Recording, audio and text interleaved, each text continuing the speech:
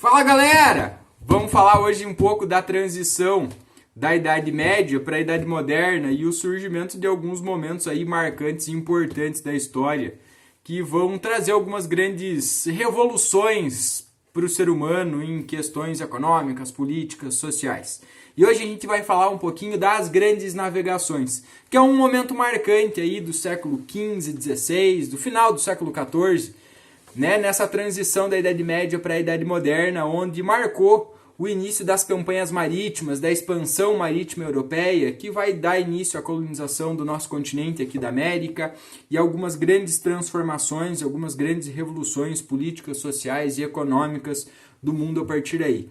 Esta grande expansão marítima, ela tem como um dos grandes antecedentes, então, começa lá atrás no processo do renascimento comercial, a partir do século XII, do século XIII, onde o comércio começa a ressurgir aí no final, onde começa a nascer também a crise da Idade Média. O movimento das cruzadas vão contribuir significativamente para esse processo, porque o movimento cruzadista vai reabrir as rotas e as trocas comerciais entre Oriente e Ocidente, e isso vai fazer com que os comerciantes europeus vejam nessas cruzadas a grande possibilidade de enriquecer através do comércio e vão investir nessa prática comercial. Só que esse momento também vai mostrar ou vai apresentar uma grande pedra no sapato dos comerciantes europeus, que são as cidades italianas. Então, como a Europa ainda estava muito fechada ali por causa dos feudos, das relações feudais, a grande porta de entrada e saída das mercadorias do Ocidente,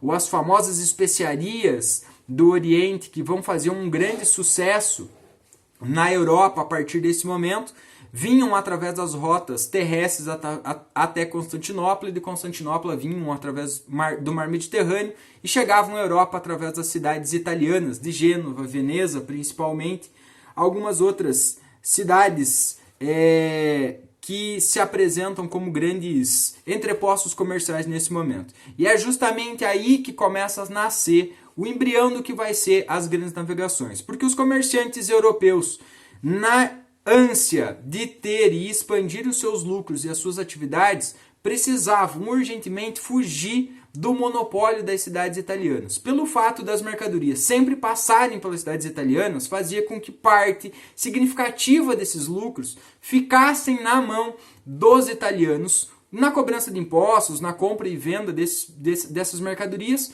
como eram cidades entrepostas, né, dentro dessa chegada do ponto de saída da mercadoria ao ponto de chegada. Então, o processo das grandes navegações, a expansão marítima começa a nascer justamente desta ânsia dos comerciantes europeus de fugirem do monopólio destes comerciantes italianos, porque aí conseguiriam pegar essas mercadorias de forma mais direta, então expandir os seus lucros. Nesse momento também aí do final do século XIV para o século XV, um dos grandes problemas que os comerciantes tinham e que os países, os reinos europeus estão tendo é justamente com a questão dos metais preciosos. As mercadorias todas elas eram feitas, os negócios eram feitos e pagos através dos metais preciosos. E lembrem, esses reinos europeus estão nascendo, e uma das grandes características da medida da riqueza desse momento era o metalismo. Então o ouro e a prata eram algo muito desejado e precisavam para se fazer o comércio, também precisavam para se medir a riqueza. Então e esse dinheiro, quando as relações comerciais começam a se intensificar, esses recursos, esses metais preciosos começam a ficar cada vez mais escassos. Então aí vem um segundo grande motivo, a busca por fontes desses recursos naturais. Então o comércio poderia ser uma grande fonte. Você fazer comércios ou conseguir comercializar produtos com uma lucratividade maior faria com que este acúmulo dos metais preciosos fosse mais intenso. Então aí, ou você conseguir uma fonte desses recursos naturais, dessas pedras preciosas. Então aí também já soma-se a um antecedente que vai ajudar a gente a entender o porquê das grandes navegações ou como que elas vão acontecer nesse momento. Nesse momento, e aí já entrando num contexto em como que as grandes navegações vão começar a surgir, O século XIV marca um grande momento da fome, da peste e das grandes revoltas dentro da Europa. Então as rotas terrestres europeias estão cada vez mais perigosas. Saqueadores, a rivalidade entre os reinos, entre os feudos, agora acaba provocando uma série de conflitos entre esses sujeitos, o que faz com que essas rotas terrestres fiquem cada vez mais perigosas para se percorrerem. Então, os países do norte da Europa, para chegarem ao mar Mediterrâneo na busca por esses produtos, eles começam a traçar rotas marítimas para chegar lá. Isso vai fazer com que a gente consiga entender como que Portugal vai ser um dos grandes pioneiros, justamente porque os países que saíam do norte da Europa davam a volta pelo mar para entrar no mar Mediterrâneo até chegar às cidades genovesas. E Portugal, cidade de Lisboa, cidade do Porto, tornam-se pontos de parada para reabastecimento ou até pontos de comércio dentro da Europa, mas agora de forma por vias marítimas. Isso ajuda a gente a entender o porquê que Portugal vai ser um dos grandes pioneiros dentro desse processo, aonde não tem como falar de expansão marítima, grandes navegações, sem falar do grande pioneirismo dos portugueses. Então, um dos fatos que ajuda a gente a entender é, primeiro, a localização geográfica de Portugal. Portugal tinha uma localização que facilitava, porque estava voltada para o mar. Então tinha uma proximidade, tinha já um conhecimento marítimo de navegação, desenvolveu atividades de pescaria, então isso já fazia com que eles tivessem uma proximidade e tivessem um conhecimento sobre o mar. O fato de Portugal ter se transformado, nesse momento do final da Idade Média, em um grande entreposto marítimo dos países do norte da Europa para chegar até as cidades italianas para o comércio de mercadorias orientais, também fez com que desenvolvesse ali um comércio voltado para as atividades marítimas. Então isso vai fazer com que Portugal comece a perceber que aí estava uma grande chance de desenvolvimento econômico, político, social. E aí vem a figura do governo português. Então Portugal leva uma grande vantagem nesse processo do pioneirismo, justamente por quê? Porque ele se transforma, se consolida, centraliza o poder político lá no século XII ainda. Enquanto todos os outros países europeus estavam guerreando em disputas internas pelo poder político, Portugal consolida-se como um país no século XII. Isso faz com que a política portuguesa tenha mais tranquilidade para tomar decisões, pensar e planejar investimentos. E aí o mar aparece como uma grande possibilidade nesse sentido. E aí destaque para o rei navegador, o Dom Henrique, que vendo e acreditando nessa grande possibilidade vai fazer importantes investimentos, vai atrair importantes intelectuais ligados ao conhecimento da navegação, sejam cosmógrafos, cartógrafos ou engenheiros náuticos, para o incentivo dessa arte da navegação que vai começar a ser desenvolvida por Portugal a partir daí. Uma importante conquista nesse momento é a cidade de Ceuta, que é conquistada pelos portugueses no litoral do que hoje fica o Marrocos, do outro lado, no continente africano já. Esta é a primeira conquista. A cidade de Ceuta é tida como a abertura das portas dos portugueses para o continente africano. A partir daí, a soma dessa iniciativa do governo em investir nessa área da navegação, no desenvolvimento intelectual de mapas, instrumentos, embarcações para as navegações e a exploração do território gradativamente vai fazendo com que Portugal vá desbravando o litoral africano e vá dar início então ao processo das grandes navegações e o projeto de exploração e transformação de Portugal na maior potência marítima que nós vamos ter na história. Mas este processo não se dá simplesmente por essas iniciativas. Também precisamos lembrar que esse processo das grandes navegações também se dá pela soma de três grandes instituições, classes e grupos dentro da sociedade portuguesa. O rei, o interesse monarca em expandir suas atividades, em expandir seus territórios, encontrar fontes de recurso e fortalecer o poder político, econômico e militar do reino. A burguesia que nesse momento compra esse projeto e também ajuda incentivando e financiando esse projeto, porque via ali essa possibilidade de expandir os seus negócios e também via a possibilidade de chegar até as Índias para que se buscasse, se pegasse esses produtos, essas famosas especiarias de produtos tão valorizados dentro da Europa, sem a interferência de interceptadores, mas agora de forma direta, porque isso poderia garantir muito mais o lucro. E nesse momento também precisamos lembrar que a igreja compra esse projeto e também faz parte desta iniciativa, porque via também a possibilidade dessas novas descobertas, dessa exploração de novos territórios, como uma forma de angariar mais fiéis e expandir o poder e a influência da igreja para essas áreas onde não existia estes povos católicos, e aí a possibilidade dessa conversão desses povos a partir daí, tá?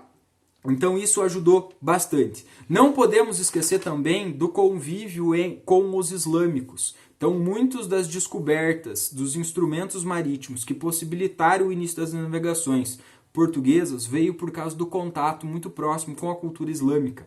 Lembrem que na expansão do Islã, o Islã se expandiu, dominou o norte da África e parte significativa da Península Ibérica. Então essa presença da cultura e dos conhecimentos islâmicos que eles trouxeram com essa interferência e com essa troca de todas as regiões dominadas ajudou com que o astrolabe, a bússola, alguns instrumentos importantes que deu origem e que deu condições para as grandes navegações estarem com os portugueses foi graças a esse contato com os islâmicos. Isso possibilitou a iniciativa e o desenvolvimento de um desenvolvimento técnico, né, de a criação de uma escola de navegação, que é a famosa Escola de Sácares, onde os portugueses passaram a buscar produzir conhecimentos a partir dessas grandes navegações, a partir dessas descobertas, né, desenvolver engenharia, desenvolveram as caravelas, que é uma embarcação bastante significativa e que vai contribuir bastante para esta expansão portuguesa nesse momento. Então a primeira grande conquista portuguesa foi a cidade de Ceuta, no norte da África, que foi a grande porta de entrada a partir daí para o continente africano, que dali eles conseguiram o comércio de alguns produtos, como ouro, marfim, algumas especiarias, e aí gradativamente eles foram explorando este território, foram expandindo e construindo suas rotas, porque os portugueses acreditavam muito na ideia de que era possível contornar o continente africano até chegar à famosa e preterida Índia, aonde se tinha a grande fonte das mercadorias e das especiarias, que eram os produtos mais valorizados a partir daí. Tá? Depois de Ceuta, os portugueses conquistaram a Ilha da Madeira em 1419, a Ilha dos Açores em 1432, o Cabo do Bojador em 1434, o Cabo Verde em 1444 e o Zaire em 1482. E aí, em 1488, o português Bartolomeu Dias, pela primeira vez, chegou ao ponto mais extremo sul da África, ainda não conseguindo atravessar devido ao mau tempo e devido às condições marítimas.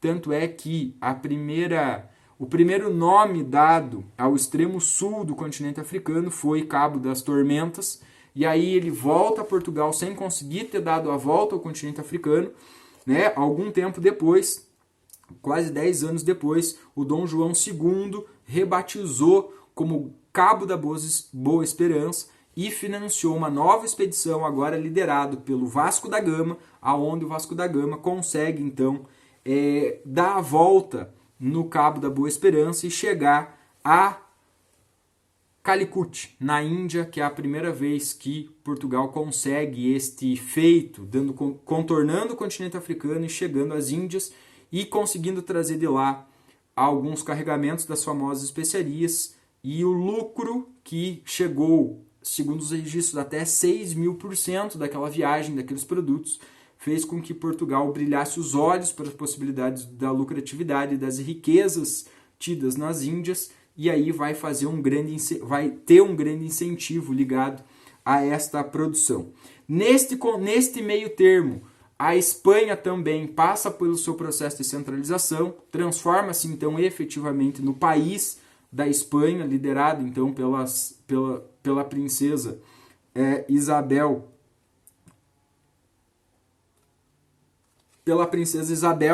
E aí vai financiar a viagem do Cristóvão Colombo em 1492.